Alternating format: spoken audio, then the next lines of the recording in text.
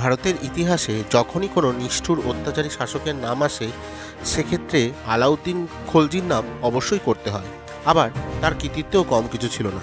আলাউদ্দিন খলজি ছিল খলজি বংশের দ্বিতীয় শাসক, যার নাম আমাদের ইতিহাস পাঠ্য বইয়ে আছে, তা খুবই সংক্ষিপ্ত।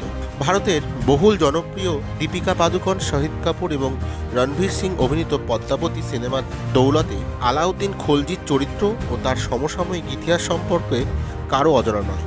কিন্তু কোনো ঐতিহাসিক পটভূমিকায় রচিত সিনেমাতে ঐতিহাসিক সত্যতা কতখানি তা প্রশ্নাতীত। চলচ্চিত্র পরিচালক চলচ্চিত্রের প্রয়োজনে ঐতিহাসিক ঘটনাবলীকে নিয়ে কাটাছেঁড়া করবেন, তাতে কোনো সন্দেহ নেই। তবে পরিচালক আলাউদ্দিন খলজির চরিত্র নির্মাণে তার ক্রূরতা দেখিয়েছেন, তার থেকে অধিক ক্রূর শাসক ছিলেন তা বলাই যায়। তবে কিছু কৃতিত্ব সর্বজন বিদিত, যা অন্য কোনো শাসকদের থেকে তাকে আলাদা করে তুলেছে। নমস্কার বন্ধুরা, অনেক দিন পর আবার নতুন একটি ঐতিহাসিক চরিত্র নিয়ে আমার এই ভিডিও। এই ভিডিওটিতে আলাউদ্দিন খলজি সম্পর্কে সকল প্রকার তথ্য দেওয়া থাকবে এবং প্রত্যেকটি তথ্যের ঐতিহাসিক প্রমাণও ভিডিওতে দেওয়া আছে। তাছাড়া ডেসক্রিপশন বক্সেও তথ্যগুলি দেওয়া থাকবে। আমার ভিডিওটি আপনাদের ভালো লাগলে লাইক শেয়ার করবেন। আপনাদের মূল্যবান মতামত আমায় কমেন্ট করে জানাবেন।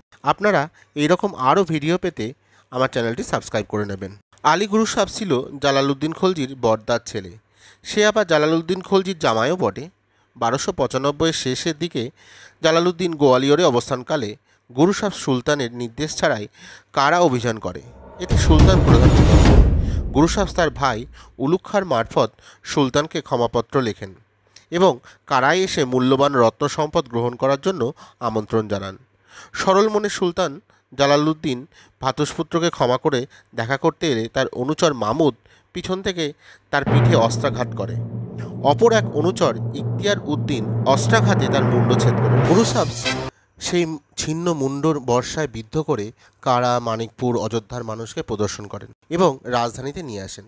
1296-এ আলাউদ্দিন মোহাম্মদ শাহ সুলতান নাম নিয়ে নিজেকে সুলতান বলে ঘোষণা করেন।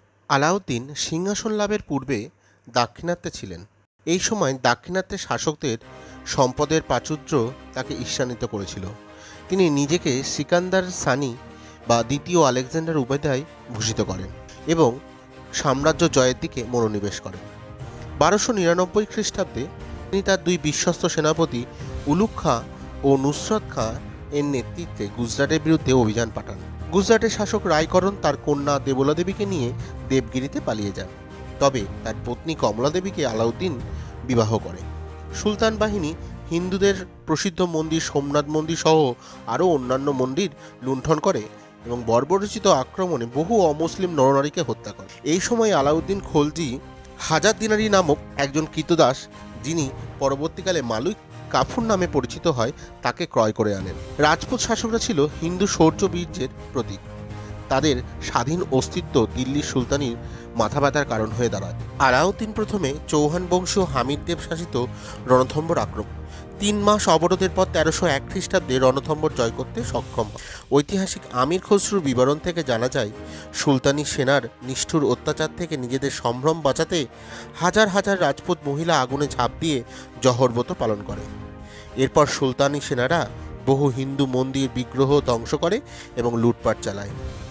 রণথম্বরের পর আলাউদ্দিনের দৃষ্টি পড়ে সবথেকে সমৃদ্ধশালী রাজপুত রাজ্য মেবারের ওপর। মেবারের রাজধানী ছিল চিতোর। সুউচ্চ পাহাড়ের শীর্ষে নির্মিত চিতোরগড় দুর্গ ছিল যেমন সুন্দর তেমনই দুর্ভেদ্য। আলাউদ্দিনের চিতোর অভিযানের কাহিনী নিয়েই রচিত হয়েছিল মালিক মোহাম্মদ জয়সির পদ্মাবত কাব্য এবং এটা থেকেই আমাদের ভারতীয় একটি সিনেমা পদ্মাবত। তবে এই পদ্মাবত কাব্যের ঐতিহাসিক সত্যতা নিয়ে প্রশ্ন আছে। 1303 খ্রিস্টাব্দের গোড়ার দিকে আলাউদ্দিন চিতোর আক্রমণ করে এবং টানা 7 মাস চিতোর অবরোধ করে রাখে। রাজপুত যোদ্ধারা সুলতানদের সৈন্যদের বিরুদ্ধে বীর বিক্রমে লড়াই করে শেষ পর্যন্ত পরাস্ত হয় মেবারের রানা রতন সিংহের মৃত্যু হয়। এখানেও রাজপুত মহিলারা সুলতানি সৈন্যদের হাত থেকে নিজেদের সম্ভ্রম বাঁচাতে জহরব্রত পালন করেছিল। 1306 সালের দিকে আলাউদ্দিন দক্ষিণ ভারত বিজয়ের প্রতি মনোনিবেশ করে। তার যে প্রকৃত উদ্দেশ্য এক্ষেত্রে সিকান্দার সানি অর্থাৎ গ্রিক বীর আলেকজান্ডারের মতো দিগ্বিজয়, তা বলাই বাহুল্য। তাছাড়া দাক্ষিণাত্যে বিশাল সম্পদ তার জীবনের প্রথম থেকেই তাকে প্রলুব্ধ করেছিল। 1306 সালে দক্ষিণ ভারতে সে 2টি অভিযান প্রেরণ করে, এখানে মনে রাখা দরকার, গুজরাটের বহিষ্কৃত রাজা রায়করণ দেবগিরির রাজা রামচন্দ্র দেবের আশ্রয় পেয়েছিল। এই সময় থেকেই মালিক কাফুরের প্রভাব শুরু হয়। সে দিল্লির রাজনীতির কর্তৃত্বব্যঞ্জক ভূমিকা নিতে শুরু করে। প্রথমে রায়করণ পরাস্ত হয় এবং তার কন্যা দেবল দেবীর সঙ্গে আলাউদ্দিন খলজির পুত্র খিজির খাঁর বিবাহ দেন। রামচন্দ্র পরাস্ত হলে সে আলাউদ্দিন খলজির সঙ্গে মিত্রতা স্থাপন করে নেয়। গিরিতে অভূতপূর্ব সাফল্যের পর তেলেঙ্গানা রাজ্যের বিরুদ্ধে অভিযান প্রেরণ করে। সুলতান বাহিনী প্রথমে শিবপুর দুর্গ দখল করে, এরপর 1310 খ্রিস্টাব্দে বরঙ্গল দুর্গ অবরোধ করে। প্রতাপরুদ্র গড়ে তুললেও সে ব্যর্থ হয়। শেষ পর্যন্ত প্রতাপরুদ্র কাফুরকে 100 হাতি, 7000 ঘোড়া ও প্রচুর ধনসম্পদ প্রেরণ করে। কাফি খাঁর বিবরণ থেকে জানা যায়, এই সময় প্রতাপরুদ্র আলাউদ্দিনকে বিখ্যাত কোহিনূর মণি প্রদান করেছিল। এরপর একে একে মালিক কাফুরের নেতৃত্বে দাস সমুদ্র, পাণ্ড এবং দ্বিতীয়বার দেবগিরি আক্রমণ করে। ফলত আলাউদ্দিন ভারতের বিস্তীর্ণ অঞ্চলে আধিপত্য প্রতিষ্ঠা করতে সক্ষম হন। আলাউদ্দিন খলজির রাজ্য জয় সুলতানি শাসনের ইতিহাসে যেমন এক গুরুত্বপূর্ণ অধ্যায়, তেমনি তার শাসন ব্যবস্থা, রাজস্ব নীতি, বাজার দর নিয়ন্ত্রণ অর্থাৎ প্রশাসনিক পরিচালনাও এক সমৃদ্ধশালী দিক নিদর্শন।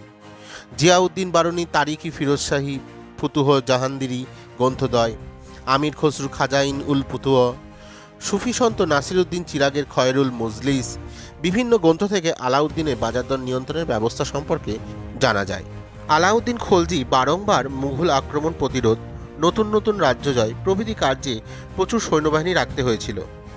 এই জন্য সৈন্যরা স্বল্প মূল্যে জীবন অতিবাহিত করতে পারে তার জন্য বাজার দর নিয়ন্ত্রণের ব্যবস্থা করেন বলে জানা যায়। দিল্লিতে কয়েকটি ন্যায্য মূল্যের বাজার স্থাপন করেন, যেমন মান্ডি, শেরি আদল ইত্যাদি। সেখানে নিত্য প্রয়োজনীয় জিনিসপত্রের বিক্রয় মূল্য নির্ধারিত থাকত। সুলতানের নির্দেশ যথাযথ পালন হচ্ছে কিনা তা দেখার জন্য শাহনাই, মান্ডি, দেয়ানি, রিয়াসাত ছাড়াও গুপ্তচর, বারিদ, মুন্সি বিভিন্ন কর্মচারী নিয়োগ করেন। আলাউদ্দিনের রাজ্য জয়ের পাশাপাশি স্থাপত্য শিল্পের কাজেও বিশেষ উৎসাহী ছিলেন। তিনি রাজকীয় চৌহদ্দির প্রবেশদ্বার স্বরূপ সুউচ্চ তোরণ আলাই দরওয়াজা নির্মাণ করেন, যা শিল্প রসিকদের কাছে বিশেষভাবে সমাদৃত আছে। কুতুব মিনারের কয়েক কিলোমিটার দূরে সিরি নামে নতুন রাজধানী স্থাপন করেন। এখানেই 3000 স্তম্ভ বিশিষ্ট মনোরম প্রাসাদ নির্মাণ করেন। পাশে 70 একর জায়গা জুড়ে একটি বৃহৎ পুষ্করিণীকরণ করেন। এটি হৌজি খাস বা হৌজি ইলাই নামে খ্যাত। সন্ত নিজামুদ্দিন আউলিয়ার দরগার কাছে জামাতখানা মসজিদটিরও তার আমলেই নির্মিত। তিনি কুতুব মিনারের দর্প চূর্ণ করতে কুতুবের চেয়ে দ্বিগুণ সাইজের একটি মিনার নির্মাণ করতে চেয়েছিলেন, কিন্তু ভাগ্যের পরিহাস তার আগেই তার ওপরের ডাক চলে আসে। তাই এই পরিকল্পনাতেই থেকে যায়। এহেন দোর্দণ্ড প্রতাপ শাসক, যিনি এক এক বীর যোদ্ধা রাজপুতদের পরাস্ত করেছে, দক্ষিণ ভারতের রাজাদের পদানত করেছে, এমন শাসকের শেষ জীবনের পরিণতি অতি ভয়ঙ্কর হয়েছিল। সিংহাসনের লোভে জালালউদ্দিনকে যেভাবে পিছন থেকে ছোড়া মেরে হত্যা করা হয়েছিল, তার জীবনের শেষ পরিণতিও কম করুণ ছিল না। 1312 সালের পর থেকে সে শারীরিক ও মানসিকভাবে ভেঙে পড়ে। দীর্ঘ পরিশ্রম আর উচ্ছৃঙ্খল জীবনযাপনের ফলস্বরূপ তার শরীর ভেঙে পড়ে। বারনীর মতে সুলতান স্রোত রোগে আক্রান্ত হয়েছিল। আর ইসামি লিখেছেন, অসুখটা যাই হোক, সুলতান মাঝে মাঝে অসহ্য যন্ত্রণায় কাতর হতেন, তাকে পাণ্ডুর ও দুর্বল দেখাতো। এই অবস্থায় মালিক কাফুর দাক্ষিণাত্য থেকে দিল্লি ফিরে আসে। একে একে সুলতানের সকল প্রিয়পাত্রদের ষড়যন্ত্র করে সুলতানের কাছ থেকে সরিয়ে দেয়। 1316 খ্রিস্টাব্দের 4 জানুয়ারি সুলতান আলাউদ্দিন খলজি মারা যায়।